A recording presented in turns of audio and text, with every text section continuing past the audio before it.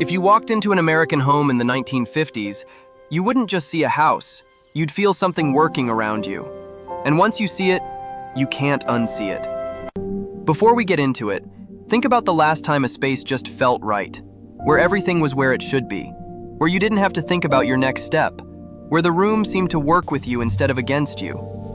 That feeling isn't a coincidence of modern design. It started here, in these homes, in the 1950s. By the end of this, you're going to look at old houses completely differently. When soldiers came home after World War II, something remarkable began to take shape. Not just recovery, not just growth, a transformation in how Americans actually lived. For the first time in history, owning a home became real. Not a distant dream, but something you could touch, walk through, call yours. Veterans returned, industries expanded, families moved outward from crowded cities into open land that offered something they'd never quite had before. Space, stability, a fresh start. But here's what most people miss when they look back at this era. These weren't just houses built fast to meet demand. They were built with intention. Architects and builders started asking questions that had never really been asked before. How does a person actually move through a kitchen? How many steps does it take to get from the stove to the sink to the refrigerator? How can a closet be designed so you're not digging through it every single morning? Small questions. The answers changed everything. Let's start in the kitchen, because that's where the biggest shift happened first. Before this era, kitchens were largely an afterthought, tucked away, purely functional. Designed around what the builder found convenient, not around the person actually cooking. That changed in the 1950s. Designers started applying a concept called the work triangle, connecting the three most used points in any kitchen, the stove, the sink, and the refrigerator, arranged so that moving between them required as few steps as possible. It sounds obvious now.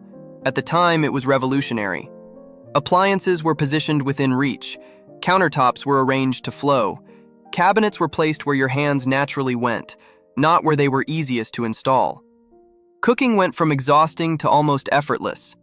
The kitchen became the operational heart of the home, not just a room where food was made, but a space that worked.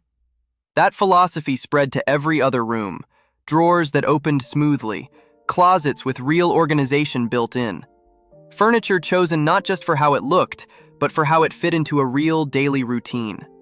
Nothing excessive, nothing random, every corner with a purpose. But here's where it gets really interesting. The most impressive features of these homes weren't the ones you could easily see.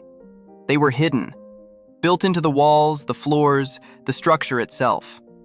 Most people today have completely forgotten they ever existed. Take the intercom system. Not a smart speaker, not a phone. A system of speakers and receivers wired directly into the walls of the house, connecting every room.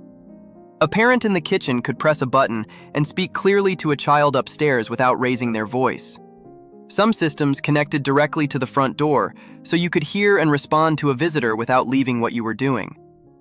In the 1950s, decades before anyone called it a smart home. Then there was the laundry chute, a small door built flush into a hallway wall or bathroom, so discreet you might walk past it 100 times without noticing.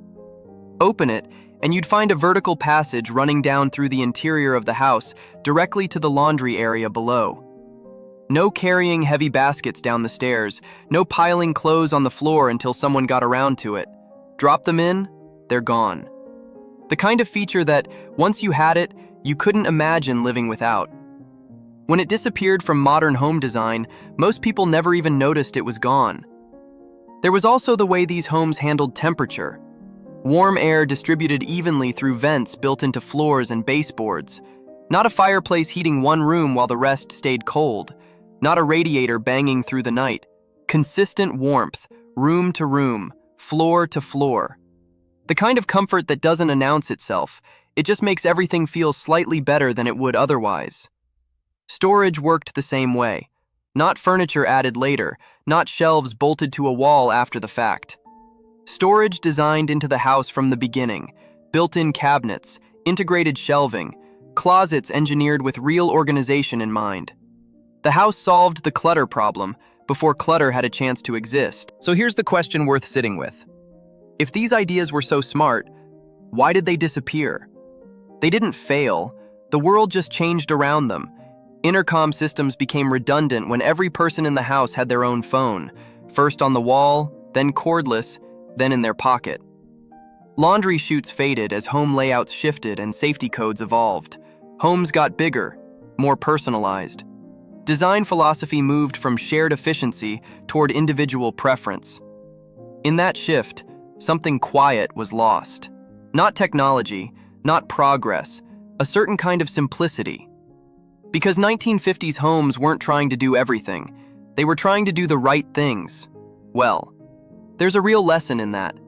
Comfort doesn't always come from more features or newer technology. Sometimes it comes from a designer who asked the right question and built the answer directly into the walls. When a space reduces friction, life begins to feel lighter. When a home supports your routine, your days run smoother. When everything has its place, your mind can finally rest. That was the hidden genius of these homes. They didn't try to impress you. They tried to serve you. The best design isn't the kind you notice. It's the kind that disappears and quietly makes everything better. Once you see that, you can't unsee it. Did you ever live in a house like this or know someone who did? Drop it in the comments. If you find meaning in the details most people overlook, you're in the right place. See you in the next one.